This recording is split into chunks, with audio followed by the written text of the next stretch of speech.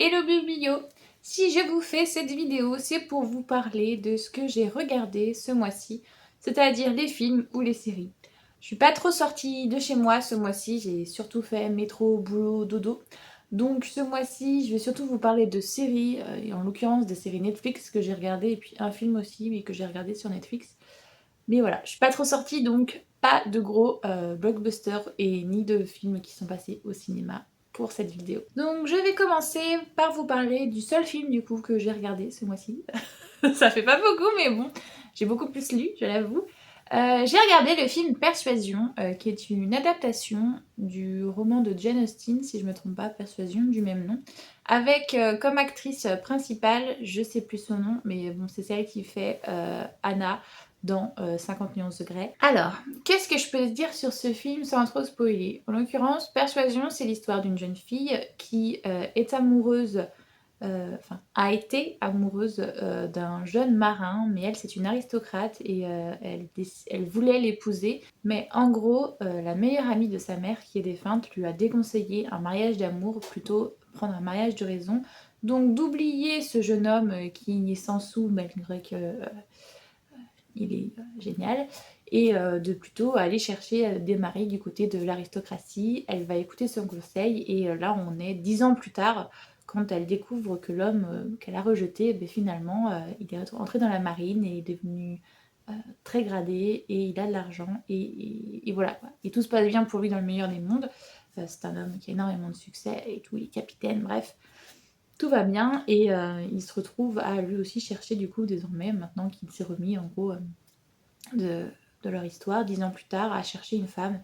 Et du coup, il y a toute une relation, puisqu'il va essayer de trouver une femme et elle en même temps, on va essayer de la marier. Enfin bref, tout un tas de choses qui vont se passer. Et j'ai beaucoup aimé cette histoire parce que ce que je reproche beaucoup à des choses historiques un peu comme Bridgerton, c'est que on se sert du côté historique pour garder une certaine image de la femme assez soumise, assez naïve, craintive, et qui n'y connaît rien et tout et tout. Alors que la preuve des romans comme ça qui ont été écrits à cette époque-là, il y avait déjà des personnages féminins et de fiction qui étaient des personnages avec une certaine manière de penser, qui était une manière de penser féministe. Donc, mettre en avant ce genre de personnage féminin dans une autre époque, c'est très intéressant et il n'y a pas besoin de nous rappeler que au XVIIe siècle, les femmes n'avaient pas les mêmes libertés que nous, on le sait très bien, et même aujourd'hui on se bat encore parce que nos libertés ne sont pas acquises, donc arrêtez avec la fiction où on est rabaissé, et là ça nous montre bien que c'est à une autre époque, et pourtant c'est une femme, et elle fait des choix, et elle les assume, et voilà, enfin, franchement, j'ai beaucoup aimé ce film. Je veux pas dire que c'est le meilleur film que j'ai vu, mais j'ai bien aimé parce que justement il est plus en accord avec mes valeurs que beaucoup de choses historiques que j'ai pu. Alors, bah oui, parce que Persuasion c'est quand même de la fiction, même si c'est une fiction historique. Là, je vais vous parler du coup d'une série qui reste aussi historique. Je vais vous parler de L'Impératrice. J'ai regardé la nouvelle série qui est sortie sur Sissi l'Impératrice. Et alors, pratiquement tout pareil que dans Persuasion, sauf que pour le coup, Persuasion c'est une adaptation d'une fiction, alors que l'Impératrice c'est la vie de Sissi l'Impératrice, donc c'est plus historique, réaliste, même si ça reste quand même une fiction, c'est pas réalité de réalité, à mon avis il y a beaucoup de choses qui sont romancées. Mais bref, pareil, c'est l'histoire d'une femme qui va être... comment dire ça, qui va tomber amoureuse et qui va être mariée à un homme, à l'empereur d'Autriche. Donc forcément, elle fait partie de l'aristocratie, mais elle est beaucoup plus, comment dire, sauvageonne, si je puis dire. Elle n'est pas du tout dans le cadre de la petite fille sage qui est lit, qui brode et qui fait la fierté de sa famille. Bien au contraire, elle aime se balader pieds nus, elle aime énormément les animaux, elle est très sensible, on dirait un verso quoi. Elle vit sa vie comme elle l'entend et quand elle va se retrouver à se marier à cet homme, elle va tomber amoureuse de lui et lui d'elle, mais leurs deux mondes s'entrechoquent parce qu'une fois qu'ils vont être mariés, en fait, elle va se rendre compte qu'elle est dans une prison dorée et il y a énormément de questionnements qui sont mis en cause et tout, et j'ai beaucoup aimé parce que qu'est-ce qu'on est prêt à faire par amour. la place qu'on est prêt à accorder à l'autre, les sacrifices, les compromis et tout. C'est vachement intéressant, même si pour le moment, je crois qu'il n'y a pas beaucoup d'épisodes, il y en a 6 ou 8. On voit beaucoup, elle, de son côté, tous les sacrifices qu'elle va faire, et de l'autre côté, un peu moins. J'espère que il n'y a que la saison 1, dans les saisons suivantes, on va voir les compromis qui vont être mis en place des deux côtés pour que ça fonctionne, parce que la plupart du temps, elle est dans le vrai. Il faut sortir du protocole, il faut sortir de ces trucs-là pour se rapprocher du peuple, et tout le monde ne l'écoute pas, et ça crée des problèmes, alors que s'il l'avait écouté, il y aurait moins de problèmes. Enfin bref. Pareil, j'ai énormément aimé parce que malgré que ça soit historique, on nous montre encore une fois une femme forte. Hein. On nous montre une femme qui a des convictions et qui les assume et qui les met en adhésion avec ce qu'elle souhaite faire. Donc voilà, on peut faire de l'amour, on peut faire du historique en respectant la vision du XXIe siècle de la femme. Donc je dis oui. Alors, je vais tricher un petit peu parce que celle-ci, je l'ai commencée bien avant, mais mon compagnon ne veut pas la finir, donc du coup, j'ai dû la finir sans lui et je l'ai finie ce mois-ci. C'est Sandman. Sandman, c'est l'histoire. Comment dire ça? Alors, c'est plutôt du fantastique, hein. C'est l'histoire d'entités. On a le roi des rêves, on a le roi des enfers, on a le roi du désir, on a le roi de la tristesse, de la mort, enfin voilà. Ce sont des entités, c'est pas vraiment des anges, mais plutôt des entités. Et donc du coup, ils règnent sur le monde des morts, sur le monde des rêves, sur le machin. Et on suit Sandman, on suit le roi des rêves qui va se faire emprisonner par un mortel. Et du coup, il va y avoir la maladie du sommeil qui va se mettre en place puisque les personnes qui étaient endormies n'ont pas pu se réveiller vu que le roi n'est pas là pour régner sur le royaume des rêves. Et le royaume des rêves, a posteriori, va aussi se dégrader puisque le roi n'est plus là pour régner dessus et faire en sorte que tout roule. Et plein de successions de choses vont se produire, comme des cauchemars qui vont s'échapper du monde des rêves et tout, qui vont détruire petit à petit l'humanité. Donc on va suivre Sandman, comment il vit sa captivité, comment il va s'en délivrer, récupérer des affaires, essayer de reconstruire le royaume des rêves. Et en même temps, du coup, il va rencontrer des humains qui vont à la fois l'aider ou pas d'ailleurs, enfin, à réaliser des choses, ou d'autres entités tout simplement. Alors c'est un peu perché, c'est pour ça que mon compagnon, je pense, a arrêté, c'est parce que ça prend son temps, les choses à mettre en place. Je pense qu'il a dû regarder 3 ou 4 épisodes et après il a arrêté. Il n'y a pas beaucoup d'épisodes, de toute manière maintenant les séries, il n'y en a pas beaucoup. Ils font des longs épisodes mais ils en font peu dans une saison. Il a dû arrêter, ouais, peut-être bien au 3 ou 4e épisode. Et c'est parce que ça met du temps à se mettre en place, à rentrer dans l'univers, à comprendre les enjeux, qui est qui fait quoi, qui pourquoi. Et au final, moi, la fin de la saison, je l'ai regardée en une soirée ce mois-ci. Et voilà, non, peut-être deux, en 2 soirées. Et voilà, je les ai enchaînées et ça s'est très bien passé. Mais c'est sûr que ça prend son temps à se mettre en place, donc il faut aimer ça. Et accepter des fois de pas tout comprendre, que les clés nous sont données petit à petit. J'avais adoré la série The Witcher. Je n'ai pas lu les livres Le Sorceleur, mais là où j'avais la flemme, malgré que... du coup, j'ai adoré la série. Voilà. C'est un peu comme Les Seigneurs des Anneaux. J'ai pas lu les livres, mais j'ai adoré les films. Donc, voilà. J'ai beaucoup aimé la série, comme je viens de le dire. Et du coup, est sorti un spin-off, The Witcher, les origines du... Non, l'héritage du sang. Oui, l'héritage du sang. The Origin of Blood, je crois, un truc comme ça, bref. C'est The Witcher, mais en fait, on remonte, genre, je sais plus exactement combien de temps, mais genre 1000 ans avant, on remonte à l'époque où il n'y avait pas de sorceleurs, et comment ils ont été créés, comment ils ont été créés, et avant aussi la fusion des sphères. Donc voilà, on découvre comment on est arrivé à cet événement majeur dans le monde du sorceleur. Enfin, ces 2 événements majeurs du monde du sorceleur. Et en fait, ce que je reproche à la série, c'est que, ben oui, on adore savoir comment ça s'est créé, un peu comme les Anneaux de pouvoir pour le Seigneur des Anneaux.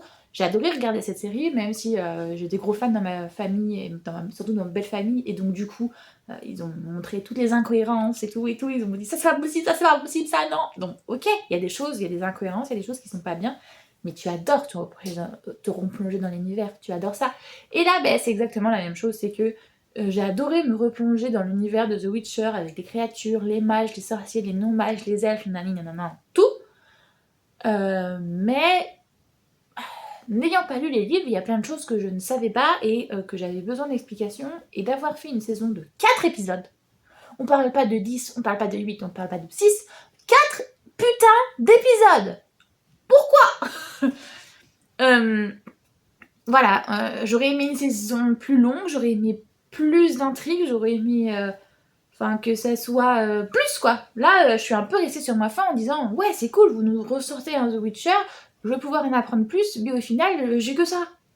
Donc, je suis mitigée parce que j'ai bien aimé ce que j'ai vu, j'ai bien aimé ce qui a été mis en place. Il y a beaucoup de personnages d'un coup à comprendre un peu en mode Seigneur des Anneaux. Tu vois qu'en gros, il y a une communauté qui va se créer pour arriver à ce qu'on en est, mais en 4 épisodes, c'est assez rapide à se mettre en place. C'est pas déconnant non plus. Ça se met en place assez rapidement et assez facilement. On va pas dire que voilà. Mais... Donc j'ai bien aimé, mais il y a des bémols quand même parce qu'il y a des choses justement qui se mettent rapidement en place. Il y a des intrigues qui sont laissées en suspens. Il y a des choses qui sont pas. On n'est pas allé jusqu'au bout et c'est pas mal. J'ai bien aimé par contre comment ça s'insère dans la série The Witcher, le lien qu'ils ont fait entre les deux.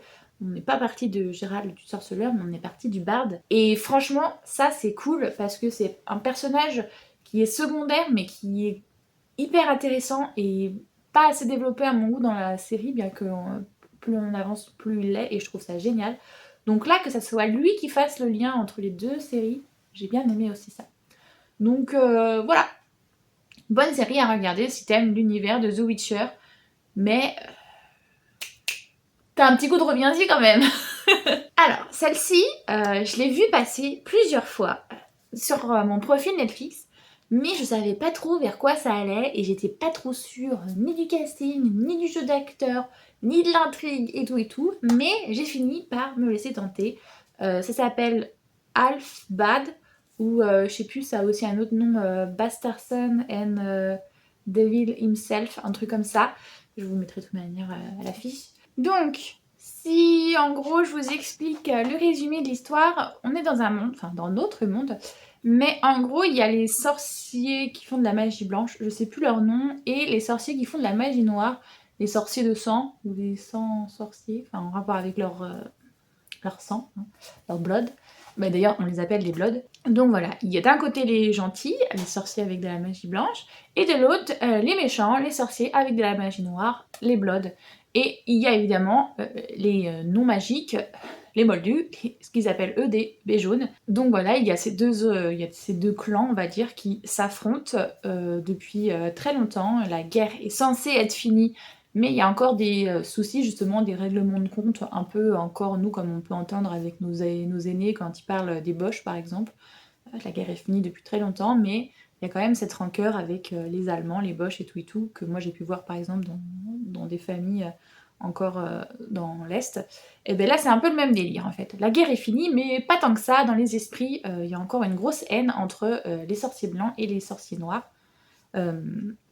Sauf que il existe une histoire d'amour qui s'est passée entre une sorcière blanche et un sorcier noir.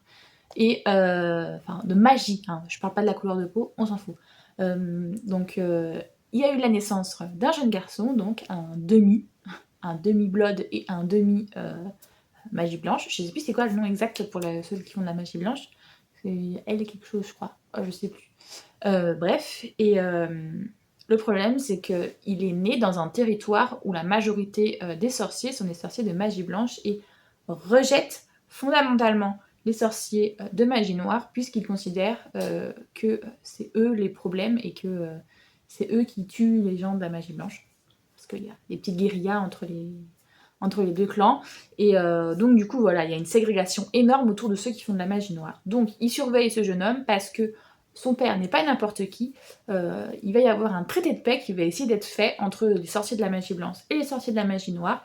C'est le père du jeune garçon qu'on suit qui était censé faire le traité de paix avec les gens de la magie blanche, puisque lui c'est de la magie noire qu'il était. Et au lieu de faire le traité, il va massacrer tous ceux qui étaient là, tous les représentants de la magie blanche, dans un truc genre...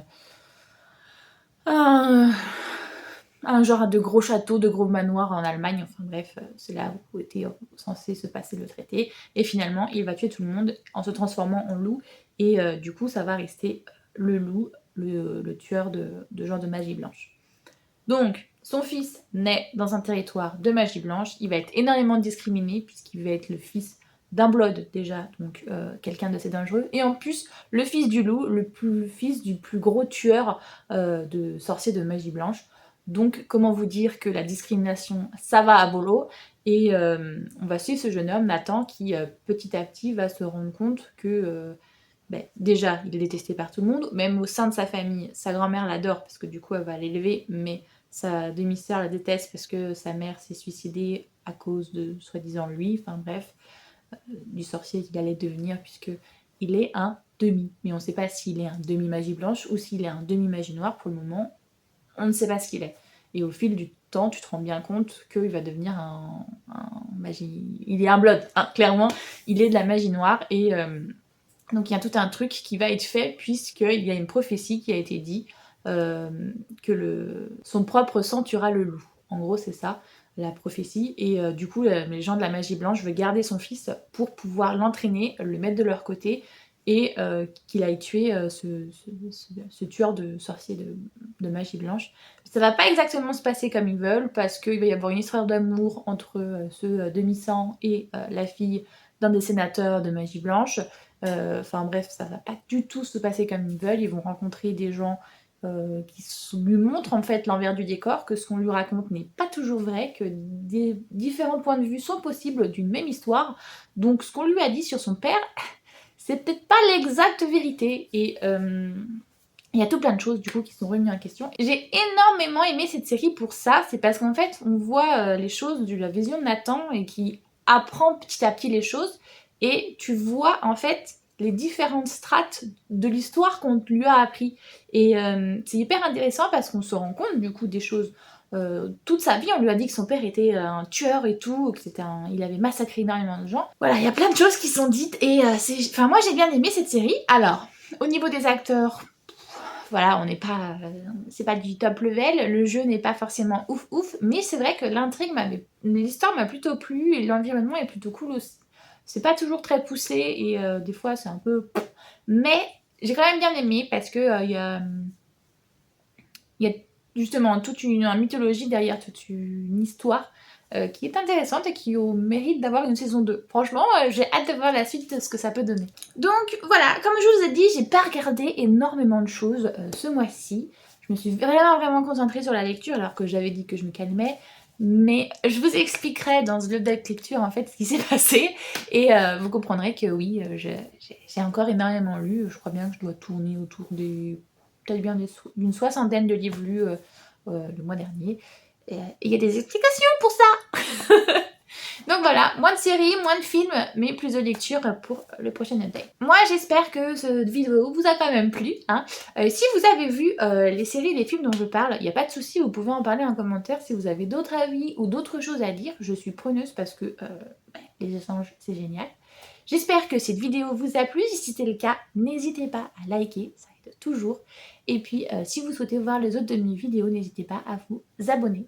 Moi, j'espère que cette vidéo vous a plu et je vous fais tout plein de gros bisous.